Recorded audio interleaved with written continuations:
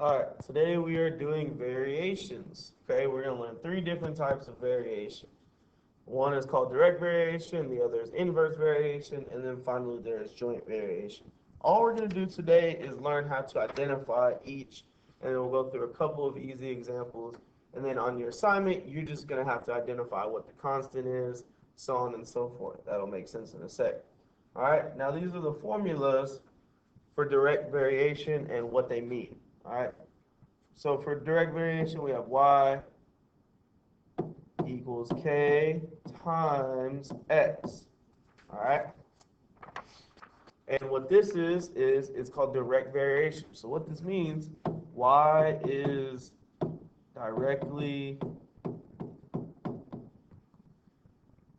proportional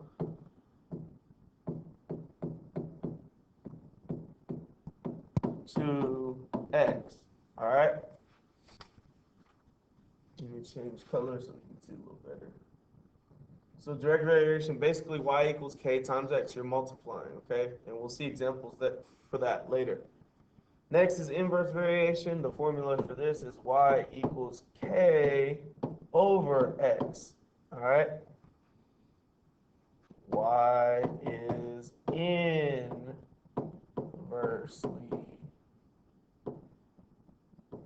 I cannot spell, inversely proportional to x, okay? K is our constant. K is our constant. I really can't spell today, y'all. My bad. K is our constant. Okay? So later on in your assignment, and also down here, we're going to have to identify our constant. Constant never changes. That's what the word constant means. Finally, we have joint variation. Y equals k times x times z. There's another variable in here. Okay, now it says y varies jointly as x and z. All right. So those are the three. Make sure you have that written down. Direct variation, y equals k times x, and y is directly proportional to x. Inverse means opposite, so inverse variation, y equals k divided by or over x, and y is inversely proportional to x. It's basically the opposite of direct variation. Joint variation, k times x times z, y varies jointly as x and z, and k is our constant. All right? So for 1 through 4, we're just going to identify whether it's direct, inverse, or joint, and then we're going to identify the constant. That's it, okay? So looking at number 1 is pretty easy. Y equals 2x. Looking at the notes that you should have just written down, which one does this look like? It looks like direct variation, and that's what it is. Don't overthink it. So it's direct variation. And k, our constant, equals 2. Simple, simple stuff. The equation is telling you the answer. It's direct variation, and k, the constant, is 2. The reason 2 is k, and it's the constant, is because it will never change. X could be 3, x could be 8, x could be 1,000, but the 2 is never going to change in that equation. So that's why it's our constant. Okay, looking at number 2, we have y equals 24 over x. Again, if you look back at your notes, we know this is inverse, okay? Not trying to trick you. That's inverse. And then k equals, what's the only one it could be? 24. Can't be x. K can't equal x. The constant is 24 because, again, this x could be 3 or 7 or 5 or 10. But the 24 will never change, so 24 is our constant. All right, looking at 3 and 4, it's a little bit trickier, okay? We're going to have to do something else. We know to get these equations how they're supposed to be, y has to be by itself on one side. So we look at number 3 and number 4. They're not by themselves, so we got to do a little bit of an extra step. On number 3, all we have to do is multiply by x on over here, but then what you do to one side, you must do the other. The reason I'm multiplying by x is to get this gone and get y by itself. So we have y equals 2 over 5x. That's our new correct equation. Now looking at that equation, which variation is it? We have y equals something times x. That's easy, that's direct. Direct. With k equaling, obviously, 2 over 5. Because x can change, but will the 2 over 5 change for that equation? No, it will not. So again, back up if you didn't see what I did. The reason I multiplied by x up here is because we need to get y by itself. We need to get y by itself because that's how all the equations are written. So coming over here, number 4, we see y is not by itself. There's 4 over 3 in the way. How do we get rid of that 4 over 3? We're going to multiply by its inverse, 3 over 4. I'm doing that to cancel this with that. Okay, but what I do to one side, I must do to the other. 3 over 4. So now y is by itself, and it equals 3 over 4 x times z. All right, we have y by itself. So now we just need to figure out which variation it is. Looking at it, it is joint. Joint variation. The reason it's joint is because there's a k, and it's multiplied by x and times z. And of course, our k, our constant, is 3 over 4. So we're done with 1 through 4. All right? If you need to go back to watch them, that's fine. Okay? 1 and 2 were pretty straightforward. 3 and 4, we had to do an extra step to get y by itself. Don't forget, step 1, you got to make sure y is by itself. So it's the correct equation. From there, you can figure out whether it's direct, inverse, or joint, and then figure out what k is. K should be staring you in the face if you're looking at the equation correctly. Sometimes we'll have to make the equations ourselves, which is what 5 through 7 will be. All right, but your assignment should be like 1 through 4. As you can see, it's a little different. It's kind of like a quiz, but don't worry, it's just an assignment. Make sure you do your best, okay? We're almost finished here. Let's do 5 through 7, and then we're done. So we need to be able to read word problems. Tomorrow we're going to do word problems again. All right, so make sure we know how to solve word problems. It will basically tell you how to write it. Let's look at number 5.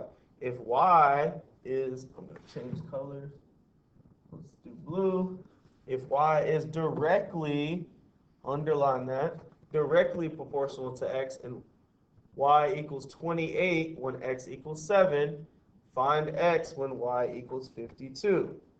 All right, this is how we're going to do it. We already know one of them, y is 28. It's giving you an example of a different version. We have to find x when y is 52, but we know when x is 7, y is 28. So 28 equals 7 times k. We don't know what k is yet. We know what x is because our direct, see how it's direct? Our direct equation is y equals k times x. Okay? So for the first example, we know y is 28, x is 7. Let me switch k times x so we don't get confused. 28 equals k times x, which is 7. Okay? We need to figure out what k is so then we can plug it into when y is 52. All right? So obviously here, just divide by 7, divide by 7. K equals 4. We found k equals 4.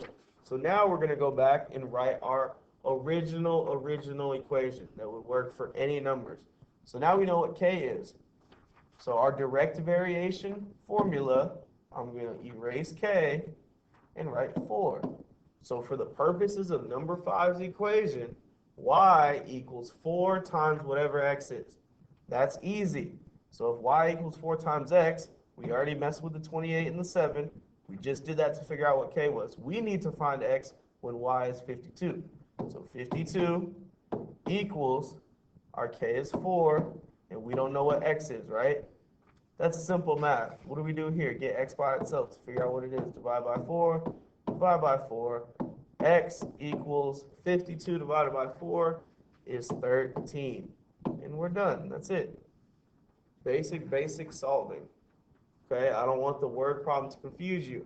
I'm going to read it again, okay? I don't want to take up too much of your time. Like I always say, we still got to do 6 and 7. but I want to go over number 5 again.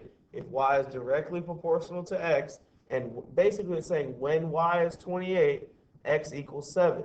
So it already gave us one example of this, how this equation works. We got to figure out what k is and then plug that in to solve for x when y is 52. That's basically it. All right. Moving on. Like I said, I'm going to try to finish probably another 15-minute video, but oh well. Number 6, if y varies jointly, we already see it's jointly. It's telling you, y'all, with x and z, and y equals 48 when x equals 8 and z equals 15, find y when x equals 14 and z equals 20. Basically, it gives you one example with all the answers kind of, and we solve for k. Then we plug the k in with the next one. So the first one we're going to do, we know the joint equation is y equals k times x times z. All right. So the first one, remember the first one is given to us. 48 equals k, we don't know, x is 8, and z is 15. Y'all see what I'm saying? It gives you everything except k. So we just need to solve for k, and then we plug it into the other numbers we haven't used. Okay? So 8 times 15, this is when you'll need a calculator. 8 times 15 is 120, so 48 equals k times 120. All right, we still need to solve for k. Get k by itself, divided by 120, divided by 120. 48 divided by 120, k equals 2 over 5. So we found k. Now we just plug it into the other one. All right, so we need to find y equals, our k is 2 over 5. It says find y when x is 14 and z is 20. So we found k, 2 over 5. X is 14 and z is 20. All right, so we're going to multiply all those together. That's all we have to do. 14 times 20 times 2 over 5, y equals 112. Okay? These word problems should be really, really easy. It's giving you what to do. The first ones, okay, the way these are written, the first one, it'll tell you, solve for k basically, then plug whatever you get for k in to those last 2 or 3 numbers, okay? All right. Moving on, last one, let's finish strong. If y is inversely, come on now, we already know what it is, proportional to x, and y equals 7.5 when x equals 8, find x when y equals 5. So we know the proportional equation is y equals k over x. All right, and the first one is 7.5, that's y equals k over 8.